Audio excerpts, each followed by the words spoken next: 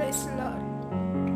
తన సైన్యములకు ముందు నడుచున్న రాజు ఎంతో టీవీగా నడుస్తున్నాడని మాట ఉంటుంది సామెతల్లో. మరి ప్రతి ఒక్క సంఘము ఆయన సైన్యముగా, సంఘము ఆయన యొక్క శరీరము, ఆయన యొక్క వధువు సంఘము. I understood that every church should rise up as an army to establish his kingdom on this earth. Hallelujah, hallelujah. And there is one scripture in Psalms. It says this way: the Lord gives the word, and a great company, a host of women brings the good news.